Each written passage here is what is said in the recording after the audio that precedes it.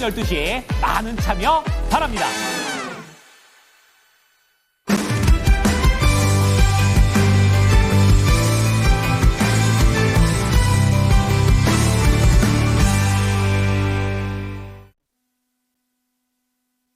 네, 시장의 중심 이윤지입니다. 시장의 불확실성이 이제는 어느 정도 좀 진정이 된 듯한 분위기가 나타나고 있습니다. 오후장까지 탄력을 높여가고 있고요. 아시아장과 비교를 해보더라도 오늘 국내 증시의 흐름은 상당히 탄력적이다라고 볼 수가 있겠습니다. 달러 분위기도 한번 살펴봤을 때 1360원대까지 떨어지게 되면서 오늘은 외국인과 기관의 동반 매수세가 들어오고 있는데요. 오늘 시장에 대해서 자세한 이야기 풀어주실 분 먼저 인사 나눠보도록 하겠습니다. 토마토 투자클럽의 이승석 전문가와 이 시간 함께합니다. 전문가님 안녕하세요. 네, 안녕하십니까.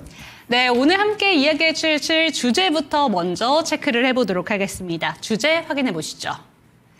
네, 오늘은 저희 양자 컴퓨팅과 관련된 이야기 해주신다고 들었습니다. 사실 전문가님께서는 보통 매크로 이슈를 다뤄주신다고 들었는데 오늘 이렇게 양자 컴퓨팅에 대해서 이야기를 해주시는 이유가 있으실까요? 지난주 이 방송을 통해서도 이제 시장에 대해서는 너무 크게 우려할 필요가 없다. 그래서 오히려 조정이 온다면은 뭐 주식 매수 확장 기회라고 보고 아직은 악재보다는 호재가 더 많은 시장이다. 그러니까 트럼프를 제외하고 나머지는 호재성 이슈가 풍부합니다. 네. 그래서 주식시장에 대해서는 좀 큰 걱정을 하시기보다는 이럴 때 이제 어떤 종목을 선택해서 수익을 발생시키느냐가 이제 관건이겠죠.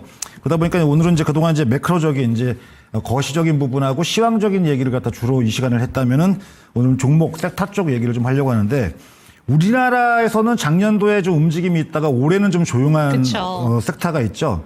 바로 양자 컴퓨팅. 제2의 엔비디아라고 이제 얘기가 나오고 있는데요.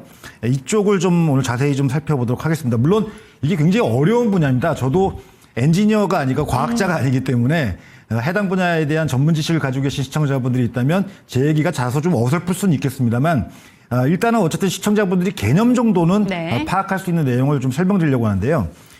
지난주의 경우에도 이 미국에서는 이 양자 컴퓨팅 관련주들의 주가 움직임이 상당히 좋았는데요. 지금 준비된 자료화면 보시게 되면 이게 아이온큐라고 대표적인 미국의 양자 컴퓨팅 하드웨어 소프트웨어를 개발하고 있는 회사입니다. 주가가 작년 하반기부터 시작해서 약 1000%가 올라갔으니까요. 그러니까 우리 흔한 말로 10배가 올라갔고요. 그다음에 D-웨이브 퀀텀이라고 해가지고 또 이 종목 역시 이 종목은 더 많이 올랐습니다. 주가 상승폭이 쉬지 않고 거의 오르고 있는데요. 중간중간에 뭐 짤막한 조정은 있습니다만 지금 주봉 차트 보시게 되면은 지난주까지의 이 그 자료 화면인데 약 1600% 이상의 주가 상승 움직임을 보이고 있고요. 이러다 보니까 뭐 미국에서 이런 일이 발생되게 되면 시차를 두고 우리나라 쪽에도 영향을 줄 거거든요. 그래서 오늘 이 내용을 좀 자세히 살펴보도록 하겠습니다. 네, 아무래도 양자 컴퓨팅 관련해서 지금 숫자를 보고 놀라신 분들이 많으실 것 같습니다. 1000%가 넘는 수익률이라니라고 생각하시는 분들이 많으실 것 같은데 일주일치 기준을 생각해 보더라도 D-웨이브 컴퓨팅이 무려 지난주에 50% 이상 올랐더라고요. 맞습니다. 그런데 얘기해 주신 대로 양자 컴퓨팅 말은 들었지만 익숙하지 않으신 분들이 많으신 것 같습니다. 이 정의가 어떤 걸까요? 그러니까 지금 자료화면 제가 이제 준비된 자료화면을 보여드리면요. 아까도 말씀드렸다시피 이거 어려운 분야이기 때문에 제가 쉽게 설명을 드리겠습니다. 그러니까 고전적 컴퓨터, 우리가 지금 이제 쓰고 있는 컴퓨터는 그 구성이 비트라고 해가지고 0과 1이 있어가지고 한 이 두 개가 동시에 움직이는 게 아니라 각자 움직이는 거죠. 근데 이 양자 컴퓨터는 이거와 달리 개념이 큐비트라고 해가지고요. 0과 1이 동시에 움직이는 병렬식 구조를 가지고 있는 겁니다. 그러니까 예를 들어가지고 우리가 이제 계산을 할 때, 일반 컴퓨터, 고전 컴퓨터는 그러니까 순서대로 계산하는 거죠. 근데 양자 컴퓨터는 한 번에 동시다발적으로 할 수 있는. 그러면 속도가 빨라질 수밖에 없겠네요. 그렇죠. 그래서 이제, 어쨌든 이게, 이 중첩과 얽힘과 간섭이라는 걸 활용을 해가지고 계산을 하다 보니까 아무래도 동시에 여러 가지를 한 번에 분석할 수 있는 거죠. 엔비디아가 AI를 할 때 병렬식 구조를 했다고 해가지고 획기적이었지만 그것도 직렬에 기반한 병렬이거든요. 그거와 달리 아예 태상부터가 0과 1이 동시에 움직이다 보니까 아무래도 좀 빠른 속도의 그 계산이 가능하겠고요. 제가 뭐 그 내용, 어떤 개념, 용어의 정리를 해봤습니다만 뭐 이 내용은 추후에 여러분들이 산업을 좀 더 구체적으로 공부를 하실 때 필요하신 내용이겠고요. 일단 이런 내용이 있다 정도만 아시면 될 것 같습니다. 네, 좋습니다. 핵심 개념에 대해서도 살펴볼 수가 있었습니다. 큐비트라는 내용이 나오기도 했었고 관련해서 조금 더 속도가 빨라질 것이다라는 점을 짚어주시기도 하셨는데 지금 큐비트, 얽힘, 간섭이라는 키워드를 또 따로 준비해 주셨더라고요. 아까 말씀드린 대로 이제 큐비트는 0과 1의 값이 동시에 움직이는 거, 그러니까 고전 컴퓨터의 비트하고 비슷한 개념의 네. 내용이 되겠고요. 얽힘은 이제 이게 병렬이다 보니까 서로 얽혀 있는 거고 간섭은 서로 간섭을 해주는 거죠.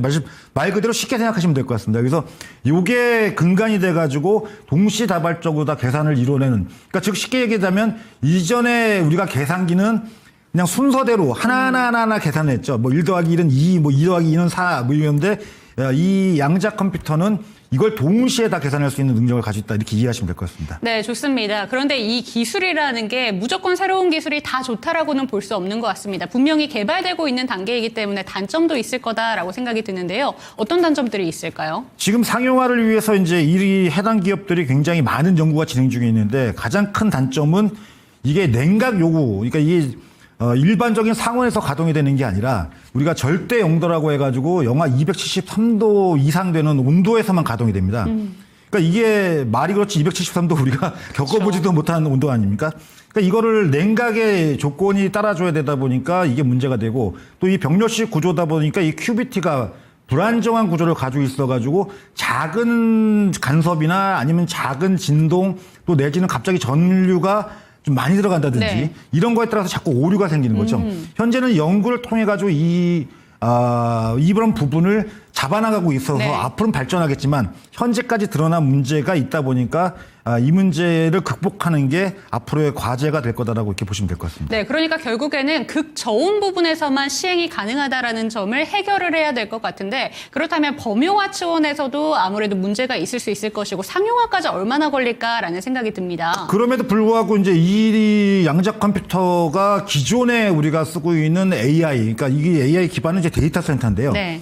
데이터 센터는 이제 보존, 그러니까 클라우딩의 개념으로 가고 양자 컴퓨팅은 좀 빠른 연산을 하게 된다면 우리가 지금 현재 쓰고 있는 AI, 뭐 챗GPT나 이거보다 더 빠른 내용을 갖다가 더 네. 그다음에 더 방대한 내용을 토대로 해가지고 제공받을 수 있다 보니까 앞으로의 기술력이 이제 혁신적으로 더 좋아질 거다라고 이렇게 이해하시면 되니까요. 이거를 우리가 지금 아직 먼 얘기다라고 해가지고 무시하기보다는 조금 미리부터 이 섹터 공부를 하시면서 네. 어떤 투자의 포인트를 잘 찾아가시는 게 필요한 시점이 지금 아닌가 이렇게 보여져가지고요. 앞에서도 말씀드렸지만 미국의 기업들은 주식시장에서 이미 움직이고 있습니다. 그것도 뭐 우리가 생각하는 이제 꿈의 수익률, 네. 뭐 10배, 20배의 꿈의 수익률을 갖다 보여주고 있으니까 그것도 뭐 장기가 아니라 지금 단기입니다. 뭐 그쵸. 작년 하반기부터 이런 움직임이 나오고 있는 상태니까요. 그러니까 이런 부분을 미리 좀 공부를 하셔서 할 필요가 있겠는데 이게 좋은 거는 이제 뭐냐면은 기존 데이터 센터, 그러니까 우리가 기존 컴퓨터하고 비교해봐도 이 효율성, 우리가 보통 이제 기존 데이터 센터는 이제 메가와트로다가 우리가 이제 그 단위를 갖다 네. 얘기를 하는데 통상 1메가와트에 대략 월간 유지비가 1.5에서 2억, 1년 동안은 약 18억에서 24억 정도, 하이퍼스케일이 약 한 40메가와트 정도니까 이게 1년 단위로 따진다면은 뭐 몇백억 단위의 유지가 필요하죠.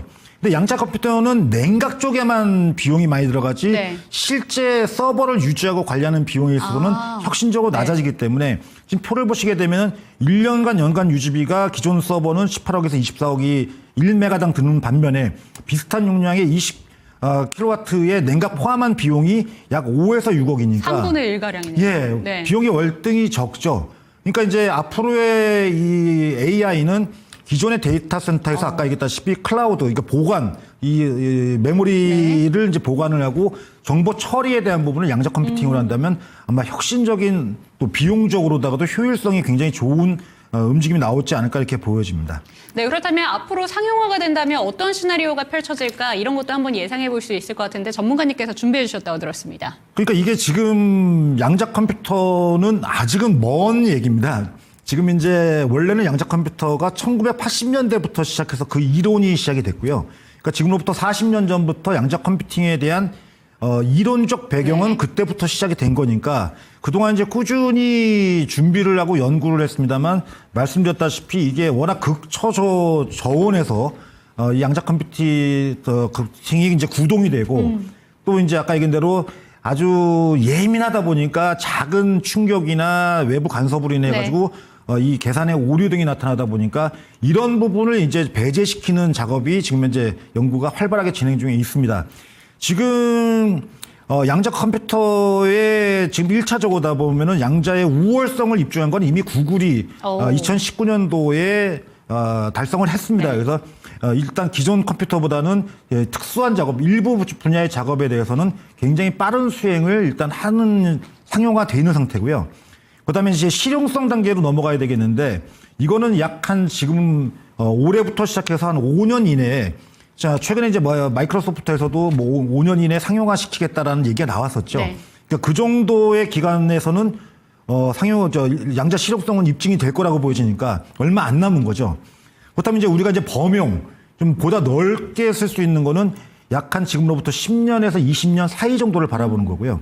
일반인들이 쓰는 대중화 단계는 그보다 더 훨씬 이유가 되겠는데 네. 그거는 약 한 25년에서 30년 정도 바라보니까 근데 문제는 이제 뭐냐면 일반인들이 쓰시기에는 상당히 어려움이 많은 네. 분야다 보니까 아직은 이게 예전에 이제 일반 PC가 나오고 개인들이 쓰기 시작한 그런 단계 네. 그런 단계를 지나야지만이 대중화까지 이를 거라고 이렇게 보여집니다. 다만 이제 AI를 현재 개발해가지고 연산을 현재 진행 중에 있는 이런 기업들은 양자 컴퓨팅의 개발 시점이 다가오게 되면 지금보다 더 폭넓고 그쵸. 다양한 정보 제공이 그다음에 또 빠르게 할 수 있다는 점을 유념해서 보실 필요가 있겠고요. 뭐 이런 부분은 아까도 얘기했다시피 지금 이제 상용화 쪽으로 서서히 가고 있다 보니까 뭐 주식시장은 아시다시피 이제 꿈을 먹고 사는 곳 그쵸. 아닙니까? 이런 기대감이 있다면 주가는 미리 반응하고 움직이는 게 일반적입니다. 네, 미국 증시에서 양자 컴퓨팅 관련된 종목들의 주가 슈팅을 보며 부럽다라는 생각하시는 분들이 많을 것 같은데 사실 한국 증시에도 그러한 움직임이 조금씩 포착이 되고 있습니다. 지난주에도 관련된 종목들 움직임이 좀 있었잖아요. 한국 증시에서 어떤 종목들을 좀 살펴보면 좋은가? 그리고 지금 한국에서 이 양자 컴퓨팅과 관련된 현주소는 어떤지 한번 짚어주시면 좋을 것 같습니다. 제가 표를 하나 준비했는데요. 한국, 중국, 일본의 이 3국에 네. 양자 컴퓨팅 관련돼 가지고 현재입니다. 그 기술 수준을 좀 비교해서 좀 보도록 하겠습니다. 지금 보시게 되면은 우리나라 같은 경우는 최대 지금 2큐비트 정도만 현재 진행이 돼 있고 일본이 64큐비트, 중국이 놀랍습니다. 176 큐비트까지 진행이 돼 있는 상태고요. 그러니까 이러다 보니까 이제 한국은 양자 컴퓨터 실물 개발이 현재까지 없습니다. 그럼 우리가 지금 아까 앵커께서도 말씀하신 시장에서 뭐 우리가 뭐 엑스게이트니 딥마인드니 그쵸. 뭐 아토니니 이런 종목들이 작년도 하반기에 양자 컴퓨팅 관련주라고 해서 많이 맞죠. 올랐었는데요. 암호와 관련된 쪽이지 네. 실제 하드웨어나 소프트웨어를 개발하고 있는 회사는 없고요. 그러다 보니까 한국에서는 아직은 좀 뒤쳐져 있는 분야입니다. 물론 이제 대기업군에서 또 뭐 정부 차원에서도 이 양자 컴퓨팅은 앞으로 이제 집중 육성하고 네. 발전을 시킬 그 시도를 하겠죠. 하지만 뭐 아쉽게도 아직은 일본이나 중국에 비해서 우리나라의 양자 컴퓨팅 기술은 현저히 낮은 수준에 있다 보니까 이런 부분 앞으로 좀 우리가 좀 지켜보면서 정부의 정책에 맞서지 마라. 정부가 정책 분명히 내놓을 겁니다. 지금 뭐 대선이 진행되는 그렇죠. 와중에도 네. AI와 관련된 얘기들을 모든 후보가 다 하고 있단 말이죠. 그러니까 이제 이쪽은 어쨌든 가야 될 길, 첨단 산업이 앞으로 가야 될 길이니까 이런 부분에 있어서 투자자분들이 유념하셔서 보시면 될 것 같습니다. 그래서 정리해서 얘기 드리자면 한국에는 핵심 기업은 없습니다. 네. 그다음에 이제 대기업에서 이제 스타트업 정도, 이제 막 시작하는 정도의 단계다 보니까 아직은 갈 길이 먼 네. 분야가 되겠고요. 그러다 보니까 이제 탈마상 종목군으로다가 아까 말씀대로 양자 컴퓨터가 아닌 양자 암호 체계와 관련된 관련주. 그런 네. 기업들의 주가 움직임이 작년도 하반기에 반짝 움직임이 있었습니다만 최근에는 그렇게 큰 움직임이 네. 나오지가 않는 상태죠. 자, 그렇다면 이게 좋은 어떤 수익을 노릴 수 있는 기회가 있는데 이것도 버릴 수는 없잖아요. 그쵸. 투자자는 입장에서 본다면. 그러다 보니까 이제 작년도부터 시작해가지고 우리나라의 관련 투자의 어떤 대상이 생겼습니다. 여러분들도 이제 잘 아시겠습니다만 이제 ETF가 있죠. ETF에 지금 제가 준비된 자료화면을 보여드리겠는데요. 이게 신한투자 자산운용에서 미국 양자 컴퓨팅 탑 10이라고 해가지고 네. 미국에서 양자 컴퓨터와 관련돼 있는 종목 10개를 구성 종목으로 해가지고 했는데 지금 화면을 보시게 되면 이게 주가 ETF 가격이 10,000원 이하에서 지난주까지 급등을 했죠. 지금 수익률이 한 달 사이죠. 한 달 조금 넘었네요. 한 50%가 났습니다. 이게 작지가 않죠, 그죠? 그다음에 지금 총 3종목이 지금 ETF 상장돼 있는데, 그다음에 이제 KB 자산 신탁에서 지금 운영하고 있는 이 라이스 미국 양자 컴퓨팅이라고 하는 종목이 있는데, 이게 조금 이제 구성 종목의 차이 때문에 이 수익률이 좀 다릅니다만, 좀 이쪽은 좀 더 어떻게 본다면 좀 안정적일 수 있겠죠. 하지만 이쪽도 9,000원 정도쯤에서 출발한 가격이 지난주까지 해서 12,000원. 그러니까 약 한 단기간에 30% 이상의 수익률을 갖다 기록하고 있으니까요. 굳이 뭐 미국 쪽 주식을 사실 필요도 없고 또 테마성 종목으로 급등락을 쫓아낼 필요가 없이 이 양자 컴퓨팅 관심을 가지시되 ETF 쪽에 투자 대안으로다가 좀 설명을 드리고 또 관심 있게 좀 보시라는 말씀을 드리고 싶습니다. 네, 시장에서 떠오르는 샛별로 좀 주목을 받고 있습니다. 양자 컴퓨팅 관련해서 국내에서는 이제 개별적인 종목보다는 ETF를 주목해보면 어떨까라는 이야기 한번 챙겨봤는데요. 오늘 관련된 이야기 나눠주신 이승석 전문가와 여기서 인사 나눠보도록 하겠습니다. 전문가님 감사합니다. 네, 고맙습니다. 네, 오늘 여러분들의 투자에 도움이 될 만한 정보 짚어드렸습니다. 하지만 이 종목에 대한 상승과 하락은 보장하지 않는다는 점 반드시 기억해 주시고 내일 이 시간도 저희와 함께 해주시기 바랍니다. 시청해 주신 여러분 고맙습니다.